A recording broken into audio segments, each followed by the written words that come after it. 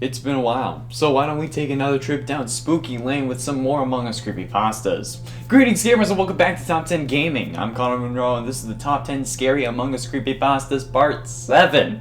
Oh boy, let's do it. And a 10 mini imposter. I brought my son with me on this expedition. We're traveling to Polis in an attempt to unlock its mysteries, and it just so happened to be Take Your Kid to Work Day, so my son is with me on the Skeld. It's nice to have family around, at least it was. Then we heard the alarm. We have an alarm installed that goes off and flashes emergency lights whenever something critical is malfunctioning or in need of repair. The monitor said that it was oxygen, but there are two separate locations that need an input code to restart the O2. I don't know why Mira set it up like that, but that's what's going on. My son and I walk into admin. It was the closest room. When we do, we see a body laying on the ground. The body was ripped in half, and only the bottom half was remaining. We investigate. I have my son input the code while I check the body. It still had their spacesuit on. It was white. They were dead. After the lights stop flashing, I call an emergency meeting, and nobody knows anything. In fact, they think I killed them since they were all over in the oxygen room. We come out of the meeting and my son looks up at me. "Thanks for defending me, Dad," he said, as I see a long, sharp tongue lick his lips, with a piece of white rubber stuck on a fang-like tooth. And a 9 vending machine. The vending machine at Mira HQ is something. This thing has energy drinks with so much caffeine it will kill you, Starbucks lattes in a can, Dawn Dew, and even almond milk? It's weird to say the least, but it started getting weirder. My usual purchase is a bottle of that sweet Dawn Dew. Oh, nothing like it. But the bottles in the machine must have been there for a while, since yesterday it was tasting pretty off. I tried other things, but having drank Dawn Dew for so long, it didn't feel right to have something else. Those who enjoy other things in the vending machine reported odd tastes as well. Someone even had a heart attack, probably from that damn energy drink. I kept trying day after day and nothing changed. Everything still tasted weird. Today I'm gonna try... Wait. Whoa. I'm kinda dizzy. Why is the vending machine open? It's 'cause he poisoned it. And it ate specimen. The specimen room appears simple to most people, with small fossils and other items of slight interest from around the polis in all nice cases. However, for the select few crewmates who are above the rest, we know of a secret area. Putting all the items in their correct spots in the case is assigned to some crewmates, but take those out and put them in a special order, and you'll open up an area under the specimen table where the real work is. Below the surface is a whole other facility meant to test one thing and one thing only: the parasite responsible for the imposter on board. Yeah, that's right. We know about that. We were the ones who set it loose. Wanted to see how it would interact with humans. The specimen we're testing is much more aggressive though. It hasn't bonded with anything, so it's less like a symbiote than we thought, requiring a host to do any damage but not to survive. While not bonded with a host, it's harmless, and studying it has revealed a lot about what we can do to improve our own species. Do you want to be a super soldier? Doesn't matter. And 7 proximity chat. I was playing Among Us with a group of my friends over the weekend. We had the cooling proximity chat on, and that made the game far more interesting. I was running around doing my tasks and scaring people when I came close to them.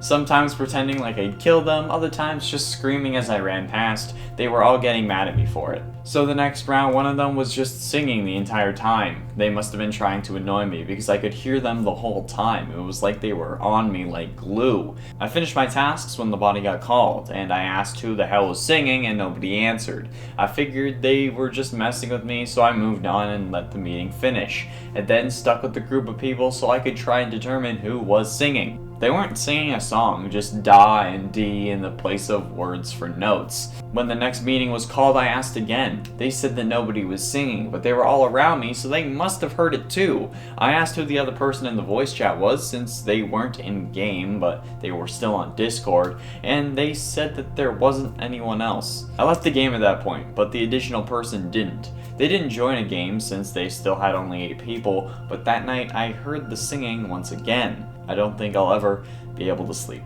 And at 6, the jester.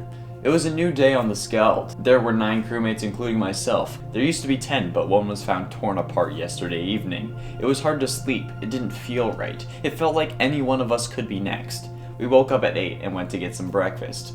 We were all suspicious. One of us had to be the monster that had torn Francine apart, but which one was it? As the day passed, we all developed our own theories. I thought it was Red. They liked to go off alone and didn't eat much this morning, almost like they couldn't eat because of what they've done. Others thought white, maybe blue, but one thing was for certain. Green was the most impish of all. Could there be two, we kept thinking? One had planned to kill while the other distracted us. We called a meeting and only 8 people showed up. Orange was missing, probably dead. We talked, and most people decided that Green should go. We ripped off his helmet and threw him out of the airlock. We saw the smile on their face as they froze in the vacuum of space. They wanted this. They weren't the one who did it. Halfway through, in at number 5, the crystal. In Mirror HQ, we keep the broken pieces of a crystal found on Polis. They just sit there not doing anything. They have this floating matrix-like thing that can stack the pieces on top of each other, but we were told to never let the pieces touch. I don't know why, but I intend on finding out. After curfew, myself and a couple of the crewmates head to the lab where the crystal stays. We pick one of the pieces and find the next one. As soon as they touch, they fuse together, hiding the crack that had broken them apart, as if it had never happened. We continue to do this, and as we put the final piece on, the lights begin to flicker, and I hear the other crewmates scream in pain. When the flickering stops, both crewmates are still standing there staring at me. I say I'm sorry and ask if they're okay. I never thought that they would get hurt, but as the words come out of my mouth, they lunge at me, with long, sharp tongues poking out of their visor. What on earth is going on here? What the hell have they become? And at 4, the void. Cold. It's cold out here. They thought I had killed their friend, that I was hiding in a vent when they found his body. They're lucky the lights came back on. They thought I would die when they threw me out, but I'm not like them. I don't need oxygen, and I've lived in this space my whole life. Just wait until I get back inside. They'll never see it coming. There's a vent on the top of the ship. It's an output vent for all the carbon dioxide, but like I said, I don't need oxygen to survive. All I need to do is get on top of the ship. I use my tongue as a suction cup, sticking to the window of navigation. The other one, like me, is there, and knows what I'm planning. They sabotage the reactor so all the meat can run to the far side, while I crawl my way to the vent. I grab it and crawl inside. It's smaller than the others, but I'm able to go with the flow. I pop out an electrical and shut off the lights. The sounds of their screams when they all rush in to fix it is like music to my ears. And at 3, the crewmate games. Finally, the time of the year we've all been waiting for, the Skeld. The Skeld is a series of murder mystery games set in space. It's like a reality TV show put on by Mira in an effort to discover more about our society and human problem solving. Every year they have a series of death row inmates and a couple lucky volunteers sent into space, where 2 of them are infected with an alien parasite. This parasite gives them incredible abilities, almost like superpowers. Those infected will start killing the others, whereas the crewmate's goal is to repair the ship in time to go to the next arena, or to find the imposters and get rid of them first. These happen every year, and it's always fun to watch. This year, however, I wanted more of the action, so I volunteered to put my name into the crewmate lotto. I won. We're being sent up right now, and come nightfall, 2 of us will become imposters, and the games will begin. Wait a second. What is that crawling on me? It's dark, I can't see. What's going on? Guess I won again. But ultimately, in at number 2, I hear them. Only 3 left. Only 2 to kill. My mission is nearly complete. These damn crewmates have been annoying the hell out of me for nearly 3 months now. The constant chatter, the desire to avenge their fallen comrades, pathetic. How can this species live on so easily? It won't if I have anything to say about it. It's getting to the point where they will call back the ship to their planet to quarantine and deal with me. They don't know which one it is, but as soon as that ship touches solid ground, they're all dead. It doesn't help that I can still hear them, though.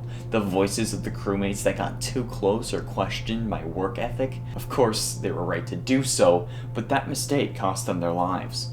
I can hear them. They're yelling at me, screaming at me, yelling at the others that I'm the one who did this. They can't hear you. You are nothing more than a floating soul trapped in this astral plane until the day the universe is annihilated. I, however, will outlast all of you, and your planet will fall beneath me. Finally, in number 1, Lights Out. It was just after lunch in Mira HQ. I was having a nice time with my friends when all of a sudden everything went wrong.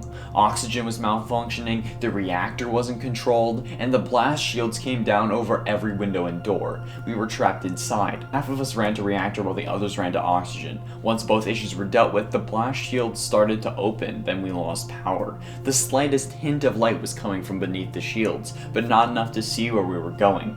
We tried making our way back to the cafeteria, but I was hearing strange noises the entire time, like clicking, as if someone was walking on stilts. When we get to the airlock, a couple end up missing the door, so they stay behind. But that's when I hear the screaming. The screaming from behind the door, and I realize that clicking wasn't an accident. We run to the other end of the airlock, sticking together as best as we can, when we hear the sound of a vent opening and closing behind us. Those vents are too small for us to fit in, so who on earth would do that? I feel someone fall down next to me, and as the door opens, I run as fast as I can. I can make out some corners, but that doesn't help when I hit my shoulder off a door frame and hit the ground hard. I turn around, and thanks to the little bit of light from the window, I see a giant figure standing above me.